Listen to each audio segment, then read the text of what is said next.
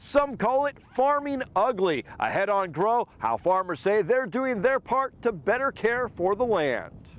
Plus, we sit down with the state ag director. What's this new livestock matrix all about? And learn how many billions Nebraska farmers are putting in the soil. Grow starts now.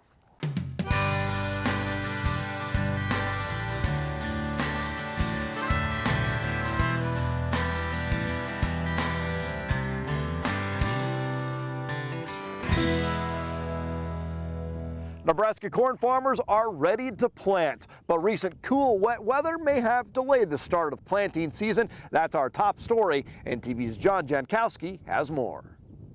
Yeah, right. Weather permitting, Don Beatty hopes to start planting corn on his 900 acres of land this Thursday. He says he's in an ideal situation. We needed the rain to get the soil wet so the seeds could germinate, and now whenever the warms up and we can get out in the field and plant, the seeds will germinate quickly and corn will come up pretty fast. Beatty received 2 inches of rain this past weekend. Some of his friends got 3 inches of rain.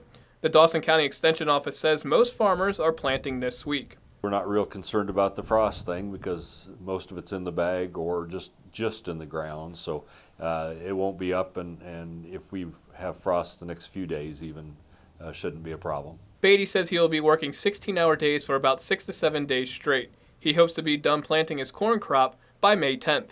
With today's tractors, it's not terrible. It's a long day, don't get me wrong. But, you know, our tractors are air conditioned, we have quiet cabs on them, and we have radios. He says the work days will be long, but farmers are used to them to get the planting done. Thanks, John. As he reported, recent rains have delayed the start of planting. We could still use more rain. The latest crop report shows about a third of topsoil moisture rates short, and 40% of subsoil moisture supplies are also rated short. Planting is on track with recent history, about 5% complete in the most recent government release. And as for winter wheat, more than 60% rates fair to poor condition. Heavy rains also slowed planting in Kansas. 23% of corn in the ground now in Kansas and 1% of soybeans. That's according to the latest USDA snapshot. About 28% of the Kansas winter wheat crop is in poor to very poor condition. This past week was Earth Day, something farmers say they celebrate every day. As farmers get in the field to plant, you'll notice there's a lot of stuff left over from last year's harvest. That's part of no-till farming, a practice that's really caught on. We call it farming ugly. It took quite a few years to get used to. You know, when I first started farming, it was the more you dissed it and the more you plowed it, the better farmer you were. And of course, the ground looked quite pretty like a garden.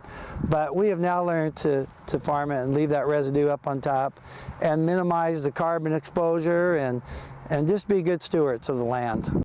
Leaving the soil undisturbed may be important. As farmers say, they're doing their part not to contribute to climate change. Another resource farmers are watching closely is water. Just because we have water doesn't mean we use it recklessly.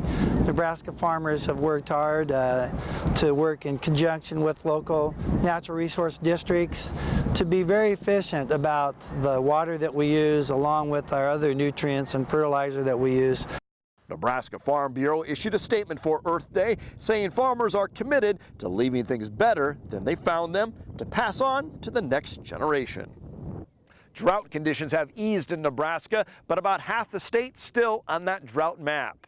The new drought monitor shows 22% of the state is classified as abnormally dry. Drought experts say recent moisture did offset things from getting even worse, but say much of Nebraska is still well below normal. Recent rain certainly can't hurt, but experts say it'll take some time to see if that makes a dent in the drought. It did help, at least a little. Many locations received 1 to 2 inches of rain, with areas west of the Tri-Cities getting more. While we're feeling that in Nebraska, California is especially hard hit by extreme drought. The western part of the United States have been under exceptional drought, whereas we haven't seen that degree of drought that the West has seen, especially recently. So we are fortunate in that we have had some more recent rains. We don't have to look far for drought updates since the drought map is produced in part by the University of Nebraska. Conditions for cattle and calves remains good. Cattle conditions rate 86% good to excellent, and death loss is average. Calving is nearly complete in Nebraska. Conditions are also good for sheep. In addition, hay and roughage supplies are adequate. The cost of brand inspections could rise to $1.10 a head under a bill advanced by Nebraska lawmakers. Senators gave first-round approval to an increase in the maximum fee the Nebraska Brand Committee can charge. The committee inspects cattle and investigates missing and stolen cattle.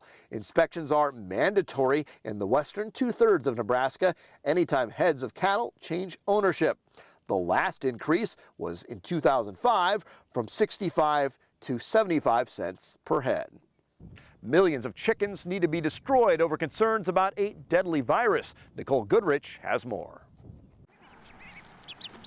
From her small operation in Nebraska City, Lisa Berkey-Jeeves of Nebraska Freedom Farms says the news of millions of birds lost is hard to hear. I think it's just sad because, you know, everybody has to earn a living. But Lisa is confident her chickens will be safe. In part, she says, because her operation is so different from Sunrise Farms in Osceola County, where the infection was found. Sunrise Farms has 3.8 million laying hens, and Nebraska Freedom Farms only has a few dozen chickens and ducks. You just have to know your flock, know what your birds are like, and just pay attention to them. Lisa says she checks her chickens 3 times a day for signs of lethargy or illness and sequesters any animals that might be sick. But Randy Olson of the Iowa Poultry Association and Iowa Egg Council says flock owners with bigger operations are taking even more extreme measures. Make sure their workers either shower in, shower out of the facilities, maybe keep dedicated boots for particular barns, certainly disinfecting all available equipment. The disease can spread between facilities. In Nebraska City, Lisa says she tracks where all of her chickens came from and keeps new chickens separate from the flock for a while before introducing them. She says it's the knowledge and the control she has on her small farm that makes her feel safe. We kind of know what traffic comes on of our farm, and if people have been on big poultry places, they can carry disease even in their shoes.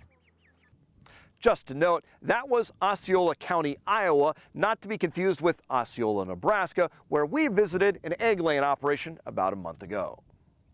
The U.S. Department of Agriculture is working on a potential vaccine to stop or slow down that outbreak in Iowa. A pure seed strain would target the H5N2 virus, as well as some other highly pathogenic viruses in the H5 family that have been detected in other parts of North America. It's already gone through a couple of rounds of lab testing, and animal experiments will begin in early May. We've met a lot of great FFA advisors as we travel throughout the state, but a couple of teachers from Imperial may be among the best of the best. The Nebraska Farm Bureau Federation for Agriculture recently selected 2 winners for the FFA Advisor of the Year Award. Jason Speck and Jeremy Vlasin are both from the Imperial FFA chapter. They were honored at the recent state FFA convention because of their community involvement and accomplishments in FFA. Livestock expansion has been a hot-button issue at the state capitol this year with talk of a new livestock scoring system. We'll break it down up next.